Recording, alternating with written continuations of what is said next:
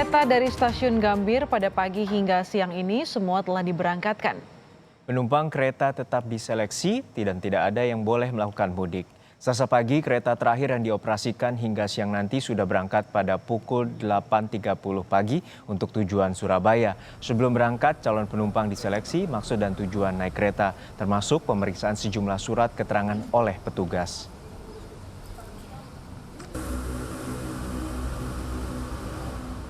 Situasi terkini di Stasiun Gambir sudah ada rekan kami Feni Sunuraya. Feni, hingga saat ini bagaimana pengawasan dari petugas untuk mengecek penumpang yang akan melakukan bepergian? Dan kita tahu bahwa larangan mudik masih berlaku dan bagaimana pengecekan ini dilakukan? Ya, selamat siang, Juno dan juga saudara. Pengecekan memang dilakukan ketika posko gugus tugas ini melakukan tugasnya begitu. Jadi ketika masuk, mereka harus menunjukkan suratnya di pendaftaran. Setelah itu baru mengantri untuk kemudian nanti berkas-berkasnya akan diverifikasi oleh tim gugus tugas. Sebenarnya Juno, ini ada dua klasifikasi besar calon penumpang yang akan berangkat menggunakan kereta luar biasa dari Stasiun Gambir, Jakarta Pusat. Yang pertama, ini adalah para pegawai pemerintah dan juga pegawai swasta yang melakukan dalam rangka pekerjaan begitu, kemudian harus disertai dengan surat tugas. Jika ia berasal dari lembaga swasta begitu, maka ini selain harus ada surat tugas, juga harus ada surat dari lurah yang ditandatangani oleh lurah. Jadi harus ada surat tugas bagi yang dalam rangka pekerjaan. Sementara klasifikasi kedua adalah yang untuk kepentingan pribadi dan juga mendesak serta urgent begitu.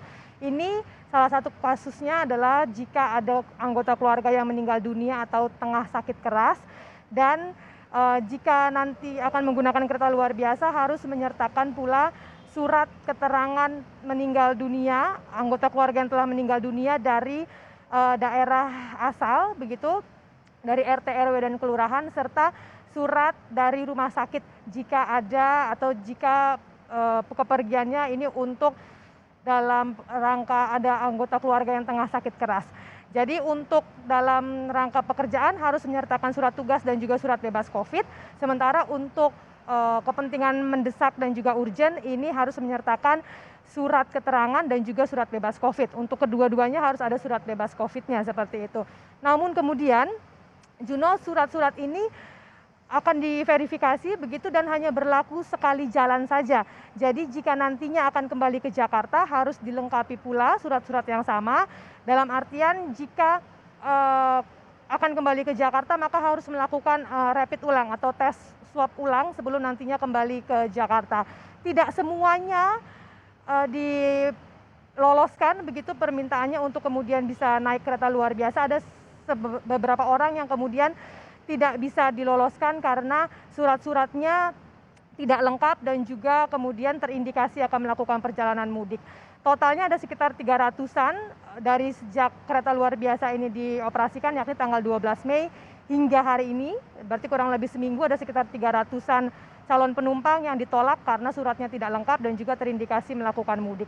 Namun kita dengarkan lebih jelasnya terkait soal evaluasi kereta luar biasa yang sudah berjalan selama seminggu dari juru bicara PT Kereta Api Indonesia, Joni Martinus berikut ini. Sampai dengan hari ini kita sudah melayani 985 pelanggan. Nah, memang kami pantau ini ada tren kenaikan dari mulai dioperasikannya sampai dengan sekarang. Adapun jumlah calon penumpang yang kita tolak karena berbagai macam hal seperti kurangnya persyaratan, ya, kemudian juga ada indikasi mudik, terus dokumen tidak valid, itu ada berjumlah sekitar 347 orang, bukan angkutan mudik. Nah, yang kedua, kereta api luar biasa ini diperuntukkan kepada masyarakat yang dikecualikan dengan alasan persyaratan khusus adanya surat keterangan bebas COVID-19. Kemudian tentu adanya kartu identitas diri. Kemudian juga untuk yang lainnya menyesuaikan dengan kriteria. Misalnya kalau mewakili instansi tentu ada surat tugas.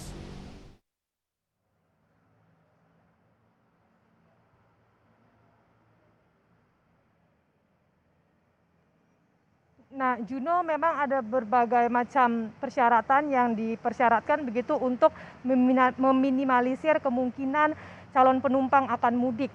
Jadi tadi kami sempat melihat ada beberapa case atau kasus yang kemudian ditolak karena terindikasi mudik. Salah satunya adalah seseorang yang sudah habis kontrak kerjanya di Jakarta, kemudian akan melakukan perjalanan pulang ke kampung halamannya, ini kemudian ditolak.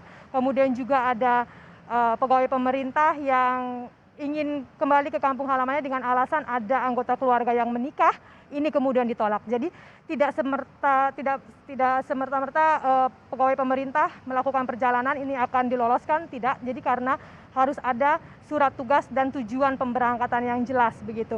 Selain tujuan dan juga dokumentasi atau dokumen, keaslian surat ini juga diperiksa oleh tim gugus tugas karena surat COVID-19 yang diakui atau yang diloloskan ini adalah yang berasal dari rumah sakit resmi begitu.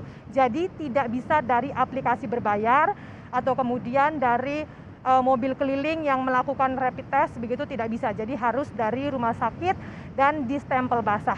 Inilah kemudian yang coba ditegakkan begitu peraturannya oleh gugus tugas agar meminimalisir kecolongan calon penumpang yang akan melakukan perjalanan mudik. Namun demikian tentu saja kita juga menghimbau kepada masyarakat agar tidak melakukan perjalanan mudik begitu untuk memutus rantai penyebaran virus COVID-19. Demikian, Juno. Baik, terima kasih rekan Venus Nuraya. Ada catatan bahwa 300 warga ditolak untuk melakukan perjalanan karena terindikasi melakukan mudik ataupun tidak memiliki surat-surat lengkap untuk melakukan perjalanan tugas. Terima kasih rekan Venus Nuraya dari Stasiun Gambir, Jakarta.